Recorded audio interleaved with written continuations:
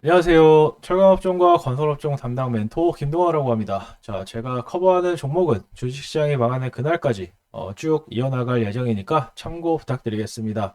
자, 이번 시간에 알아볼 종목은 남광토건입니다. 자, 핵심 포인트 먼저 좀 짚어드리면, 자, 중소형 건설사인데 이제 대북주로 좀 편입이 돼 있다는 특징이 있습니다. 자, 어느 한쪽으로 매출이 좀 몰리지 않고 주택, 토목 골고루 좀 매출이 발생을 하는 회사고요. 자, 영역을 한번 보시면 1947년에 설립이 되었습니다. 자, 이렇게 6.25 이전에 설립된 그런 회사들은 당연히 토목 쪽에서 좀 두각을 나타낸다고 좀 볼 수가 있습니다. 자, 이거 잘 보셔야 되는 게, 자, 이런 기업들은 이제 철도나 터널, 교량 이런 쪽에서 좀 두각을 나타냅니다. 자, 제가 왜 이런 말을 할까요? 해외 철도 사업이나 터널 사업으로 좀 엮일 수가 있기 때문인데요. 자, 관련해서 기억해 두시는 게 좋을 것 같습니다. 자, 2017년에 창립 70주년을 맞이했다고 합니다. 뭐 거의 저희 할머님이랑 연배가 비슷한데, 자, 여태까지 문제없이 사업을 끌고 온 거 좀 잘했다고 봐야겠죠. 자, 97년 외환위기, 그리고 08년 금융위기, 자, 모두 견디고 여기까지 온 겁니다. 자, 이거는 이제 북한 쪽 시공 자료인데, 자, 실제로 시공을 했기 때문에 대북주로 편입이 되어 있는 겁니다. 자, 사실 이 사실도 조금 투자함에 있어서 좀 완전히 포인트로 좀 둘 수가 있을 것 같고요.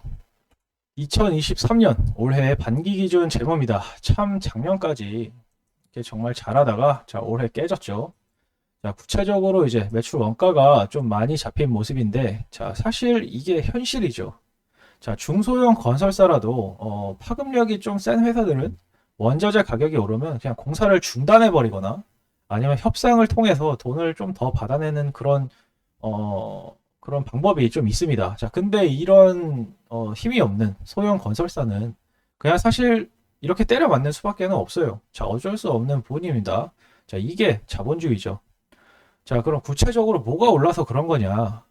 우선 철근과 강과는 아닙니다. 지금 철강사들도 정말 다 죽으려고 그래요. 자, 중국산 수입재가 지금 가격 전부 다 끌고 내려오고 있죠. 자, 여기 기타에 60%가 잡히는데, 자, 바로 이겁니다. 골재, 아스콘.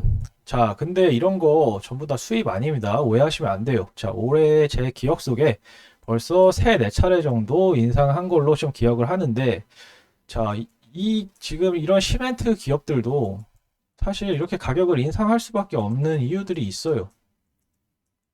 자, 일단 11월 달에 생긴 이슈를 좀 말씀드리면, 산업용 전기료가 20% 정도 갑자기 급등을 했습니다.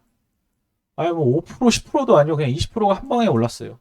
자, 그러다 보니까 어쩔 수 없이 이제 이런 기업들도 가격을 인상을 할 수밖에 없겠죠. 아, 누가 손해보고 팔겠습니까? 어쨌든 간에 뭐 이번 달, 11월 달, 이번 달에만 벌써 약 12% 정도 인상을 한 상황이니까 자, 관련해서 이런 소형 건설사들의 매출에 당연히 좀 타격을 줄 수밖에 없겠죠. 이건 이제 남은 수주 잔고인데 자, 1조 6천억 정도가 좀 남아 있습니다. 자, 완공일이 대부분 25년, 최대 25년이니까 자, 25년까지 이 잔고가 매출로 좀 나눠서 잡힌다 봐야겠죠. 자, 그리고 2024년엔 인프라 예산이 올해보다 약 4.5% 정도 증가를 하기 때문에 자, 일단 산소 호흡기 한 통에서 두 통이 좀 재고로 남아 있다라고 보시면 좋을 것 같습니다. 자, 근데 문제는 역시 이 재무 건전성이죠. 자, 보시면은 지금 부채 관리가 좀 제대로 안 되고 있는데 자, 이게 바로 제가 수주잔고를 좀 호흡기에 빗댄 이유입니다. 자, 여기에 PF 보증이 약 600억인데 절대적인 액수만 놓고 봤을 때는 뭐 결코 높은 거는 아니죠. 하지만 터졌을 때 문제가 됩니다. 자, 유보율 역시 보게 되면 지금 회사에 지금 현금이 많이 없습니다. 자, 이 부분 반드시 확실히 짚어두는 게 좀 좋을 것 같고요.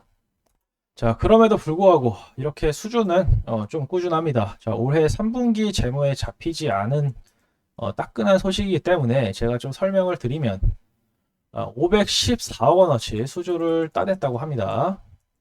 자, 이런 부분 분명히 좀 긍정적으로 볼 수도 있을 것 같고요. 자, 반대로 이런 부분 굉장히 조심해야 됩니다. 자, 중대재해처벌법 점점 강해지고 있어요. 지난해부터 공사금액 50억 원 이상의 사업장에서 중대 사고가 발생을 할 시에 경영자나 이제 그 사업주를 좀 이렇게 처벌을 하게끔 되어 있습니다. 자, 반강제적으로 오너 리스크로 좀 번지는 셈이죠. 자, 경영자가 없으면 교체하면 되지만 교체된 사람의 경영 능력은 절대 보장할 수가 없다는 점 기억하시는 게 좋겠죠.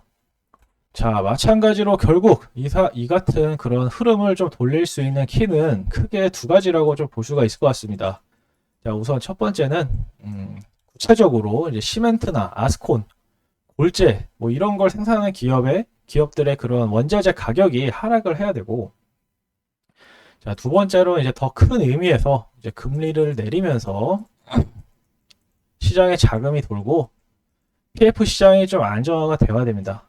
자, 지금 같은 고금리 기조가 만약에 내년이나 내후년까지 이어지게 된다면 건설사는 08년 금융위기보다 더 심각한 상황에 놓이게 될 가능성이 높다라고 좀 말씀을 드리면서 남광토건의 종목 분석을 마치도록 하겠습니다.